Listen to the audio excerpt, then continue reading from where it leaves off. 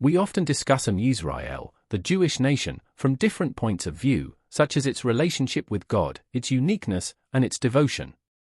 In this week's Parashat Nitzavim, we discover the individual when the Torah presents him with a challenge and does not provide him with the opportunity to hide under the umbrella of the general population and the nation. Why does this happen in this parasha? Because the title of this parasha is the covenant. Moshe Rabbeinu tells the nation that everyone, from oldest to youngest, has entered into a treaty, the leaders of your tribes, your elders, and your officers, every man of Israel, your young children, your women, and your convert who is within your camp, all these entered into a treaty with God. And it was not only the members of that generation who were present at that same event, but with those standing here with us today before the Lord, our God, and also with those who are not here with us, this day Israel throughout its generations. What is this covenant? The Torah details this for us as well, in order to establish you this day as his people, and that he will be your God. A mutual covenant of belonging, as we declare in the prayers of Yom Kippur, we are your nation, and you are our God.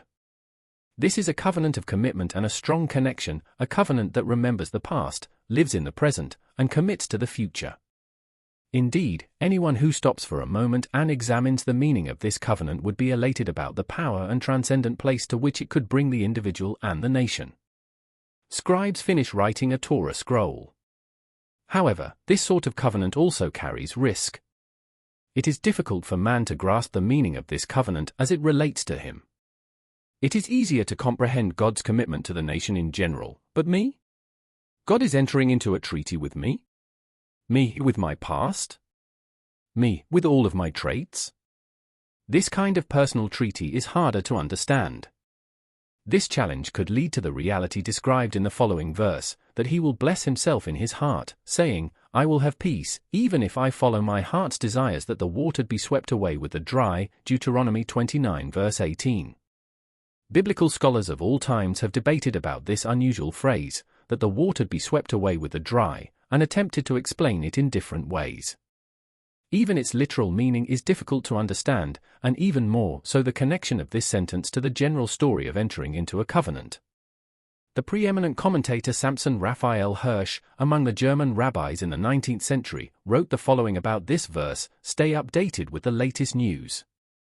Subscribe to the Jerusalem Post newsletter. Subscribe now. Man assumes that the blessings and curses are dependent only on the behavior of the public, and the public is sentenced by the actions of the majority, and if it merits a blessing and receives a blessing, the individual will also get his share of the general benefit, even if he himself is not worthy of a blessing, like rain that falls on the field and waters also the wild growth that are not worthy of watering.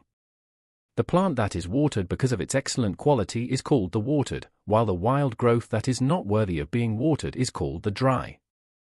The person who finds it difficult to stand before God and grasp the significance of entering into a personal treaty says to himself, I will be covered by the umbrella of the public. In his thoughts, he says to himself, if everyone will have it good, so will I. He does not do this out of spite but out of arbitrariness, due to the human difficulty of softening and opening one's heart. He does not see himself as worthy of entering into a treaty with God. But God does not see you as so small. He actually sees you as someone who is worthy and capable of entering into an eternal covenant with him, one of belonging and commitment. You, with your own personality, are worthy to stand in front of God, feel that you belong to him, and trust in his love for you.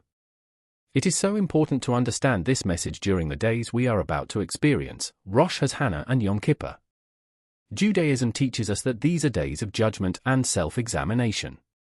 Based on how we prepare ourselves and determine our path during these hours and days, we will determine the quality of next year.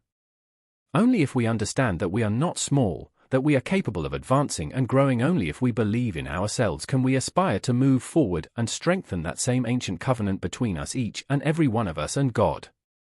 The writer is Rabbi of the Western Wall and Holy Sites.